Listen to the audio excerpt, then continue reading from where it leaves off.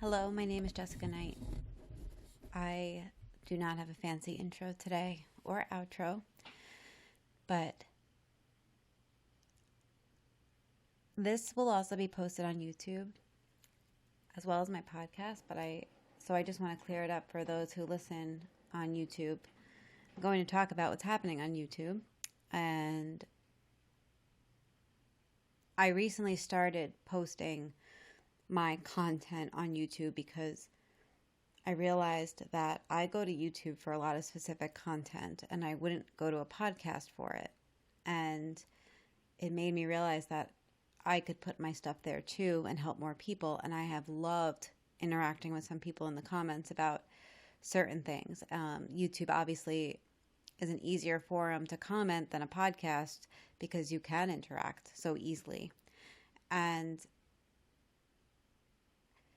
in posting a lot of content, which is basically just my podcast and some of the videos that I have on Instagram, I've gotten a lot of comments from people, and I really do think that these are all men, just based off of their profiles,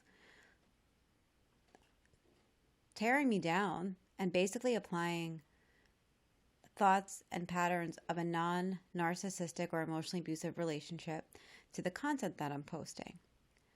And I get alerts for comments, and I typically read them maybe once every 2 days or so.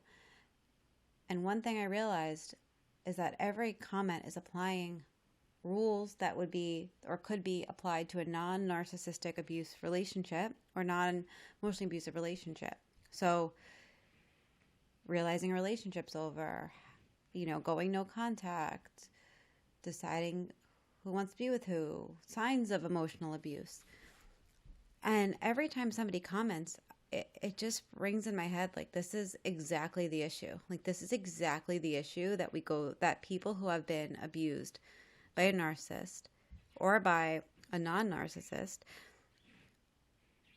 they speak to people in their lives and they try and get others to understand when a lot of the outside world just talks back to them with the rules of healing and the rules of breakups and how we move on from things that would only apply to a non-abusive relationship. But when abuse is present, none of that actually works because there's a trauma bond there. There's PTSD there. There's a whole dynamic and a whole set of behaviors that the outside world really doesn't understand unless they went through it. And anyone that went through it becomes an expert on what narcissism is and what abuse is. And so this is just to say, one, if you are on YouTube and you're commenting on a coach's page that's called Emotional Abuse Coach, I need you to ask yourself, why are you doing that? Why are you wasting your time? Go find a page that talks about breakups and go harass them instead. Or maybe spend your time doing something else. But the name of my profile is Emotional Abuse Coach. I think it's really clear what audience I'm talking to. Second, if you are dealing with this in the outside world and you're going to people for advice or for feedback and they have not either been through abuse and they don't understand abuse, I want to invite you to ask yourself if they're really able or capable to give you the advice and the feedback that you need.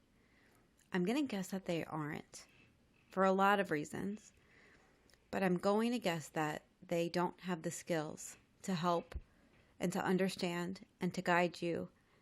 And I just want to invite you to find some resources online. Dr. Ramani is amazing for narcissism. She probably also has content that will apply to abusive relationships as well. Paul Kalyani of the Love and Abuse podcast is an amazing resource for abuse. Go look at the work of people that understand, that have been through it, that speak about it, because they can really help you. And so I hope that this was helpful, and it was certainly helpful for me to get that off my chest.